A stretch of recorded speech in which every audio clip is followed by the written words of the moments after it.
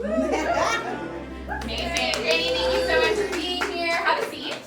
Or would you rather stand? I understand. You're going to stand? Okay, have it standing from next to me here. Come around. Amazing. So if you cannot tell, I am wearing some pieces by Kwesiya, so I get to be the first model. Give us the walk. No. Amazing. So while we wait for your other actual first look to come out, same first question for you, Fanny. How did you start your career? So I started actually. Oh, thank you. Speak, pop it, and be loud. Yeah. Okay. How is it? So I started actually 10 years ago. We celebrated the 10th anniversary in November, so it started as a passion project. I've initially wanted to start making things for myself. I customized my pieces. I'm originally from Cameroon, and I grew up in France, in Paris. So growing up there, I was always in search of, my identity, and I wasn't French enough, and I was never. When I go back in Cameroon, I was actually the first thing that someone told me when literally the next day I landed was that I wasn't from there. The color of my skin was different. So I was always trying to find out where I was, where I was from, where I belonged. So I started actually incorporating fabrics in my clothing when I went back in Paris. And that's really how the project started. And from there, I made some pieces for my friends. And when I moved in Toronto in 2010, I decided to, to just make this a real, project. And I will tell my story, through my pieces. Literally the story of a young woman who actually didn't want to choose. She didn't want to be just French or just Cameroonian, so she's the keeper of the word. So I will make pieces that will, kind of like blend my different, I will say, elements of my culture. So my French culture, exposure, but also my Cameroonian heritage. I've worked and lived in London, in the US. So my work is a blend of all those. Hence the name Kwesiya. Kwesiya means mixture in my dialect. So I'm literally just, mixing different styles and concept into my work, and I make pieces that people can actually wear wherever they are and wherever they want to go. Wherever. Exactly. And I also love, when I was growing up, actually, I also love mixing genres. So I used to be a big tomboy. And from there, I gradually started wearing more women's or girls' stuff. So my style is very much inspired by the tailoring, men's styles. And you'll see that a lot in my cut, in my craft. This piece actually is, is a very good example. So that's something. This is a unisex vest, and then I'm making the matching set for women and for men, blending different cultures, blending different materials. So you have leather, you have African fabric. The style is very much from the Western world. The hat accessories there is from. It's actually a Moroccan. So literally just like mixing everything together, and the idea is to say, sometimes we are asked to choose, you're from Nigeria, you are from Spain. And I'm like, no, actually every place we've been and we've been exposed to make us rich. So instead of choosing and putting some of them away on the side, we should actually embrace everything, and that's what makes us unique. Amazing, perfect. Thank you. No, thank you. This is Camille, everybody.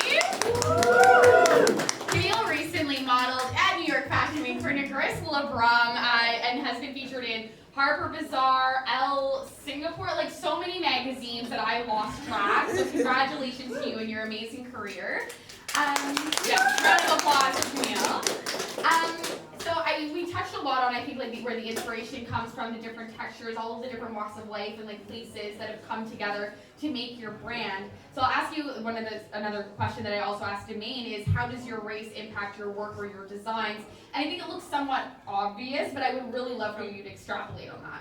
Oh, totally. So this is one thing. Actually, one of the core reason why this business is actually what it is today and why I'm so passionate about it is because, when you see some other culture, and I'm very inspired by, what the Asian culture is doing, or the Indian, or all the different culture, and I'm trying to see what is happening around me, and take what is, what they do right, and just extrapolate on my end. Growing up, so I left Cameroon for France. The idea was to have a better life. And for other cultures, they leave, but then they go back and they build their countries. I never went back. And even when I would go back in Cameroon, I don't want to stay. So I felt conflicted because I just didn't want to go back. I'm very much, it's easy for me to actually I moved from France to Canada. It was so easy for me to actually just, get a good grasp and, blend in the culture. I went in the US, in the UK, I traveled all around, but I was never comfortable in terms of like really going back where I was born. So I told myself, you know what, I can give back a different way. And my way will be to actually showcase and promote my culture the way I can and the best way I can. So that's really was I think the core of my business.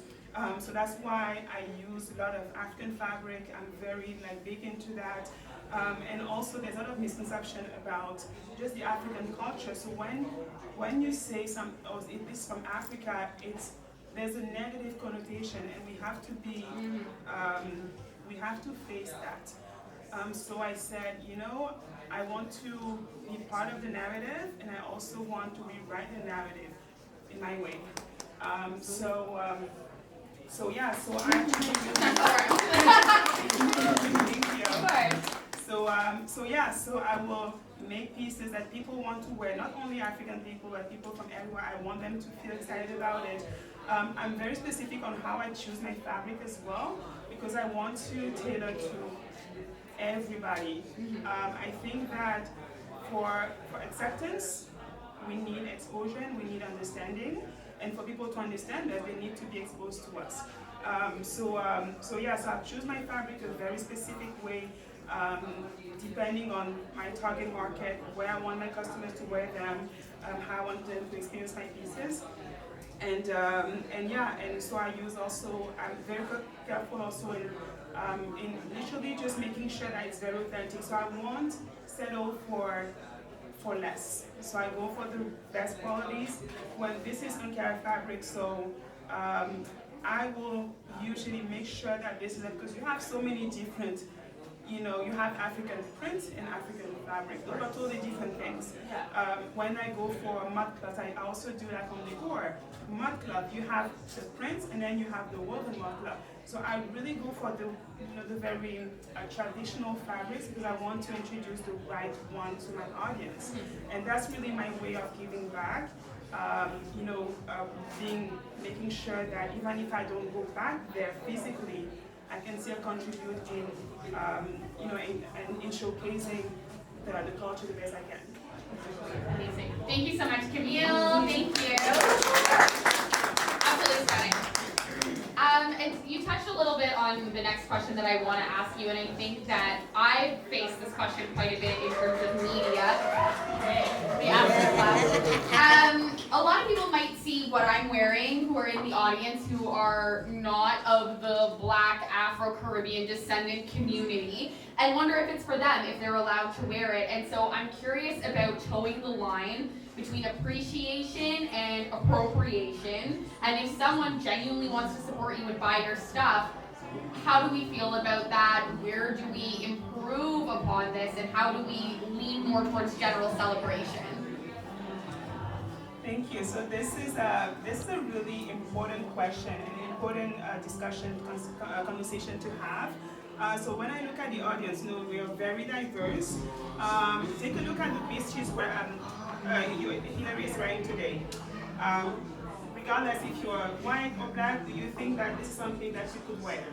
Yeah. Let's say, right? Yeah. So, and then you have something like this, which has a little bit more colors, more than this for sure, but it's kind of like in between. And then you have this one, which is the full outfit. So what I actually will do most of the time on all my pieces, on my work, I actually give the option to my audience, because I understand, because I grew up in France and in an environment that actually was not used to us. I had to find ways to, to blend in, right? And still being myself, but I also understood that, there are different ways to actually approach people, to make them, root for us. And sometimes if you come too loud, they might not be ready for this. So my way of actually still talking to them and introducing my work is to come with something that they're a little bit more familiar with, let them discover my work, and then gradually gravitate to something a little bit bolder. So when we talk about cultural appropriation, that's something I've been talking about this for years, actually since I started in 2012.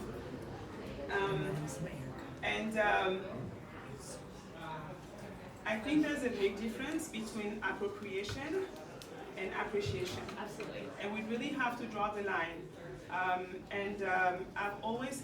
personally as a designer, I have no problem with people from other culture to wear pieces, from African. The most important for me is the intention. When someone, let's say a customer walks to me and they grab one of my pieces, they want to wear it for a wedding, or they have an anniversary or something, they're going to the restaurant, they have a date, and they want to wear one of my pieces, I feel honored. Really. As a designer, I feel honored. They're all walking advertisement, free advertisement for me. Actually, they paid. Right? So this is really how I see it. So that's appreciation. And I talk with customers every single day. When they grab my piece, you can see that the excitement, they see colors. Actually, mind you, during COVID, so I opened a store in Harvard and Bathurst, close to Grand Bathurst. I opened a store in 2010. And August 2020, opened the store. November, so we had just came back, reopened from lockdown. Yeah. November, they sent us back home. So this is my first store, and I've done like 2 months, repair construction and everything, put everything together. And now they're asking us to close. So I'm thinking, what are you talking about? So what I decided to do was literally, how you kind of like hide your head in the sand. Very sand, yeah. So I literally kept going to work. So I used it as an office and parking station. I kept going back there every single day. There was no customer in, just me. And what I will do also, I change the window every week, just for myself, to feel like as if everything was normal. What happened at the time was the neighbors actually will walk around and they will stop by, because it was those were like part-time. They will stop by, watch the window. My pieces are colorful. They'll look at the window, and then when we were allowed to reopen around January, February, they walk in and they said, "Oh my God, thank you so much, because your window really helped us, it was just brought some colors and everything." This is really what I see. And just to tell you, so I talk to customers every single day, and when someone comes and they want to purchase one of my dress for something, one of my outfits, something for an event or something they want to attend, that's appreciation. And I personally don't believe that we should stop them from doing that. They appreciate our work. They might not know about where this fabric was made, what's the meaning behind the prints. I think it's okay, because they're not there yet. And some of them might be more curious and push. Like I had this customer who actually one day, from one little pocket square, she called me and she said, "Oh, Fanny actually went on Google Earth and start to look at where Douala was." Douala is the city where I'm from in Cameroon, and that's on the window of my store. She made a little more, effort and went further. And I always say, each person their walk, and we have to be really careful, when we have the conversation around appropriation and appreciation. What I've seen before I had questions, people will come to me and say, oh, is it okay for me to wear? This is, from with prints. Since a few years back, I want to say maybe since right after COVID, actually they don't want anymore because they're scared to be attacked. Right. So what I'm seeing now as a designer and as someone who actually has a store is they literally are pulling back. The numbers are showing. They don't want to wear this because they fear that they might have some comments or things like that. But all they want is actually to support the designer. All they want is to wear something like a nice dress. So we have to be really careful how we're putting it because sometimes it can be under constructive. And I think we're not self-sufficient enough as a community to push some people away. But we just have to be mindful of that. Absolutely, thank you. Super thorough answer, and not that anyone asked my opinion. I think it's about education, intentionality, and ensuring that the revenue of those communities is going back to them. It's when you go to certain fast fashion people and you buy something that might resemble these prints that you're causing more harm than doing good. Make sure that the money goes back to the people and their communities. If they painstakingly celebrated and shared with the world. If you don't mind, I'll tell you just one more thing. That also, we also have to think a little bit further in that. I remember there was this designer, I love this designer, Stella McCartney. I've been following her work for the longest time, and it hasn't been too much visible here, but in Europe, it was a big thing because she came up with a collection actually, she put a whole outfit which is called kaba. It's like a kaftan dress. It's a very traditional Cameroonian dress. And she was destroyed in the media, in Europe. In France, all the stores, you have all the big stores. So imagine, for example, all the major stores that you can think of here, they literally, all the pieces were destroyed because that was called appropriation. And I said, true. But now, as a designer, this is how I look at it. I don't have access to her platform. Right. And I understand there's a bigger conversation, but I don't have access to her platform. And what happened is, sometimes you have to kind of like see, okay, what is worth fighting for? The fact that she gave exposure to some of our work actually helps designers like us when we come behind. Yeah. Amazing, perfect, thank you. This is Dylan, everyone, who's been patiently standing here in an amazing jumpsuit piece. Thank you so much, Dylan, for being here. I want to ask you, what do you hope for the future of Canadian fashion and Black Canadian fashion? So, literally, the same thing I wanted when I first started was, the way I always picture it is, let's say you wake up in the morning and you are getting ready to go to work or to just go to anything you have planned for the day. You open your wardrobe and you choose a piece from Kwesiya or any other African designer with prints or not. The same way you choose anything else. That really was what I had in mind when I decided to create this brand. So to make it something very easy to wear, to make something that you won't be surprised to see people wearing in the streets. So yeah, so that's really the hope I have. Thank you very much. This is Jenelle Lewis, everybody. Now, if you look to the, directions, this painting demonstrated by my friends was created by Jill. She is a musician, an artist, a model, a multidisciplinary, an amazing Black talent in our local Toronto community. Shout out to you and thank you for finding time to be here. So this is actually a reversible cape. Same idea. So I always, when I make a piece, when I design, I always